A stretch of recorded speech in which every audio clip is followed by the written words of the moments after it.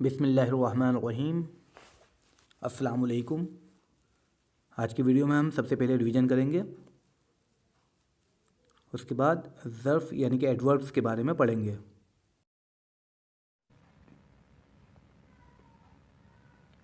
حرکات یعنی وویلز in Arabic. حرکات جمع ہے حرکت کی۔ حرکات کا استعمال حروف تہجی کو ملا کر لفظ بنانے کے لیے ہوتا ہے۔ حرکات کے بغیر کوئی لفظ مکمل نہیں ہوتا۔ عربی زبان سمجھنے میں حرکات کی بہت زیادہ اہمیت ہے۔ حرکات اور ان کے علامتیں یعنی ان کے نشان مندرجہ ذیل ہیں۔ سب سے پہلی حرکت ہے دمہ۔ دمہ پیش کو کہتے ہیں جو اردو کی طرح حرف کے اوپر لکھا جاتا ہے۔ مثال کے طور پہ با پیش بو، تا پیش تو، جیم پیش جو۔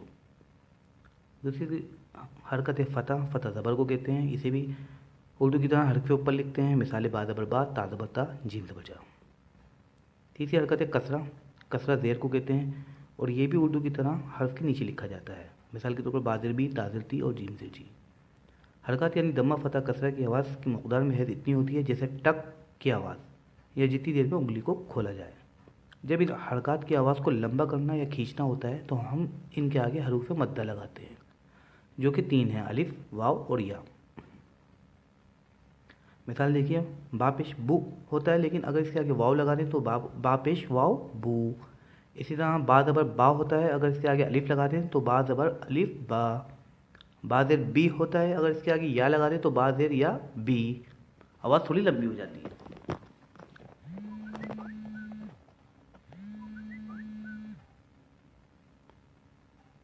حرکت کے مقابلے میں ایک شے ہے سکون۔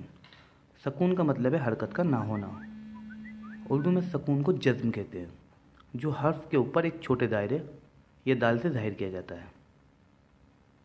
جس حرف کے اوپر سکون ہوتا ہے وہ ساکن کہلاتا ہے۔ مثال کے طور پر مفتاح مکتب۔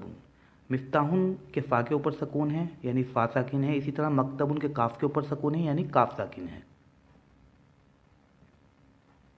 تنوین 2 زبر، 2 پیش اور 2 زیر کو کہتے ہیں۔ جہاں تنوین آتی ہے وہاں نون ساکن کی آواز پیدا ہوتی ہے، جیسے با 2 زبر بن، اسی طرح اس کی آواز ہوگی با زبر نون ساکن بن۔ اسی طرح با 2 زیر بن، اس کی آواز ہوگی با زیر نون ساکن بن۔ با 2 پیش بن، اس کی آواز ہوگی با پیش نون ساکن بن۔ شد کا قاعدہ دیکھیں، 3 دندان شد کی علامت ہے۔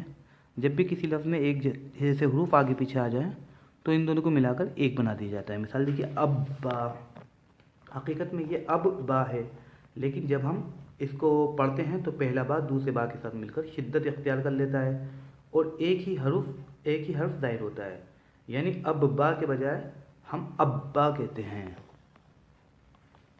ان کو پڑھتے وقت آواز شدت سے نکلتی ہے، یعنی آواز میں ایک قسم کی سختی ہوتی ہے۔ ابا، وہ حرف جس پر شد ہو وہ مشدد کہلاتا ہے، جیسے محمد ان کا دوسرا میم۔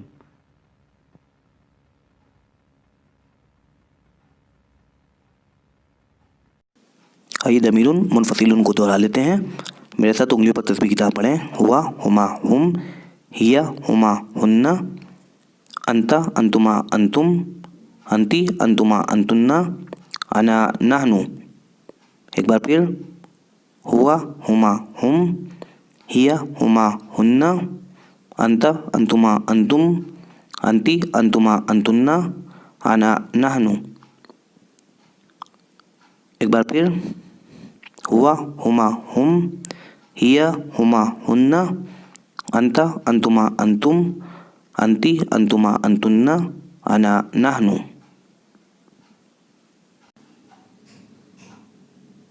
آئیے ریویژن دیکھ لیجیے۔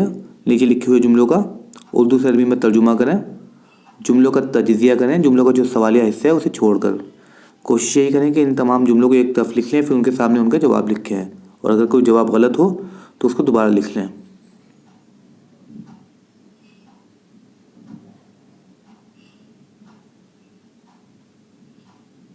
کوئی نیا لفظ آیا ہو تو اسے نیچے دیکھ لیجیے، یا کوئی پرانا آپ بھول گئے ہوں تو۔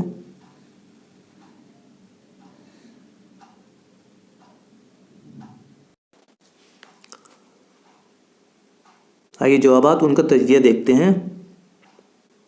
یہ کون ہے؟ یہ ایک آدمی ہے۔ یہ کون ہے؟ من ھذا، یہ ایک آدمی ہے۔ ھذا رجل، ھذا مبتدا، رجل خبر۔ ھذا کی اعرابی حالت مرفوع، رجل کی اعرابی حالت مرفوع۔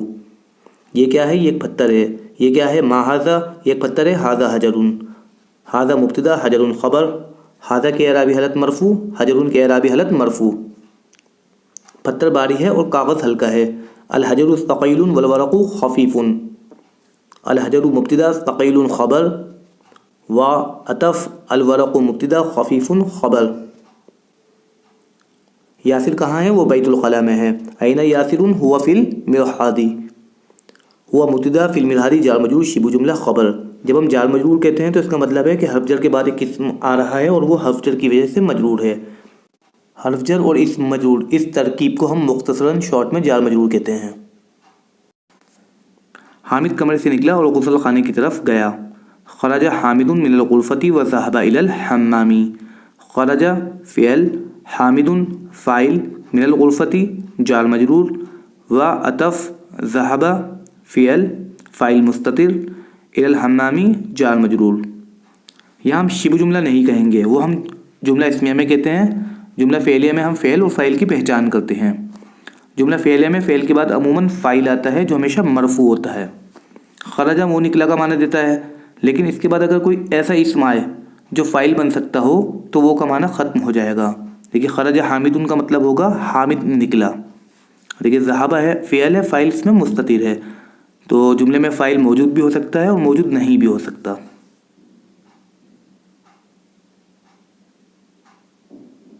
کیا یہ حامد کی کتاب ہے اے یاسر؟ نہیں، یہ خالد کی کتاب ہے۔ کتاب حامد ھذا یا یاسر؟ لا، ھذا کتاب خالد۔ لا حرف جواب، ھذا مبتدا، کتاب خبر وہو مضاف، خالد مضاف الیہ۔ عمار کی نوٹ بک کہاں ہے؟ وہ ٹیچر کی میز پر ہے۔ این دفتر عمار؟ هو علی مکتب المدرس۔ ہوا مبتدا، علی مکتبی جار مجرور شبہ جملہ خبر، المدرسی مضاف الیہ۔ مکتبی کیونکہ مضاف ہے لہذا اس پر نہ علی سکتا ہے اور نہ ہی تنوین۔ کس کا پین ہے یہ؟ اے علی، یہ ٹیچر کا پین ہے۔ قلم من ھذا یا علی؟ ھذا قلم المدرسی۔ ھذا مبتدا، قلم خبر وہو مضاف، المدرسی مضاف الیہ۔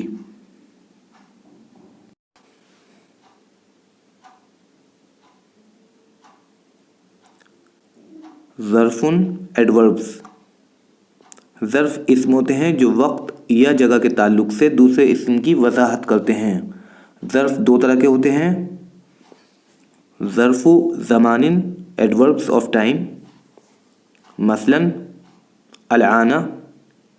ظرف مکان ایڈوربس آف پلیس، مثلا ہناکا، تحت، امامہ، خلف، عند وغیرہ۔ کچھ ظرف مضاف کی طرح پیش آتے ہیں، یعنی جس طرح مضاف کے بعد مضاف الیہ آتا ہے اسی طرح ظرف کے بعد مضاف الیہ آتا ہے۔ ہوا تحت المکتبی، تحت ایک ظرف ہے، المکتبی مضاف الیہ۔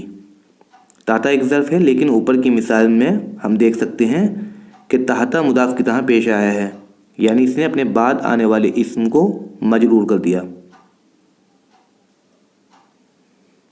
یاد رکھیں ہر ظرف کے بعد مضاف الیہ آنا ضروری نہیں ہے۔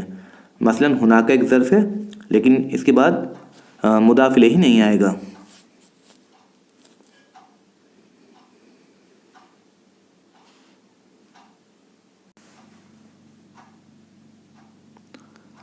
احوال الخبر، خبر کی اقسام۔ خبر کی اقسام کے بارے میں ویڈیو نمبر 8 میں ہم نے پڑھا تھا کہ خبر 3 طرح کی ہوتی ہے، مفرد، ون ورڈ، شبہ جملہ، فریز،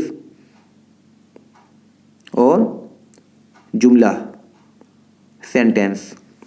مفرد جو ہوتی ہے خبر، خبر کی یہ قسم ایک لفظ پر مشتمل ہوتی ہے، یعنی خبر کے طور پر صرف ایک لفظ آتا ہے اور وہ لفظ ہمیشہ مرفوع ہوتا ہے اور وہ لفظ عام طور پر نکرہ ہوتا ہے، جیسے ھذا بیتن، ھذا مبتدا ہے، بیتن خبر، بیتن مرفوع بھی ہے اور نکرہ بھی، یا ذالک مسجد، ذالک مبتدا ہے اور مسجد خبر، مسجد مرفوع بھی ہے اور نکرہ بھی۔ اسی طرح الکتاب جدید، الکتاب مبتدا ہے اور جدید خبر، جدید مرفوع بھی ہے اور نکرہ بھی۔ خبر کی دوسری قسم دیکھیے شبہ جملہ۔ خبر کے طور پر جو شبہ جملہ آئے گا وہ 2 طرح کا ہوگا، یا تو وہ جار مجرور ہوگا یعنی حرف جر آئے گا اور اس کے بعد اسم مجرور ہوگا، یا ظرف ہوگا۔ خبر کے طور پر شبہ جملہ کی دو قسمیں ہو گئیں، یا تو جار مجرور شبہ جملہ کے طور پر آئے گا یا ظرف شبہ جملہ کے طور پر آئے گا۔ اوپر دیے ہوئے چارٹ سے صاف ظاہر ہے کہ خبر تین قسم کی ہوتی ہے۔ خبر کو آسانی سے سمجھنے کے لیے شبہ جملہ کی دونوں اقسام جار و مجرور اور ظرف کو الگ الگ قسم کی خبر مانتے ہوئے خبر کا مطالعہ کریں گے۔ اس طرح پہلی قسم کی خبر ہو گئی مفرد، دوسری قسم کی خبر ہو گئی جار مجرور شبہ جملہ، اور تیسری قسم کی خبر ہو گئی ظرف شبہ جملہ۔ ظرف کے بارے میں ہم پڑھ چکے ہیں، اب ہم دیکھیں گے کہ جب جملے میں ظرف خبر کے طور پر آتا ہے تو ہم جملے کا تجزیہ کس طرح کریں گے۔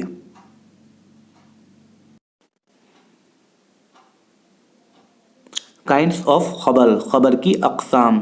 خبر کی پہلی قسم ہے مفرد، دوسری ہے جار مجرور شبہ جملہ، اور خبر کی تیسری قسم درج ذیل ہے شبہ جملہ ظرف و مضاف الیہ۔ ظرف کے بعد مضاف الیہ آ بھی سکتا ہے اور نہیں بھی۔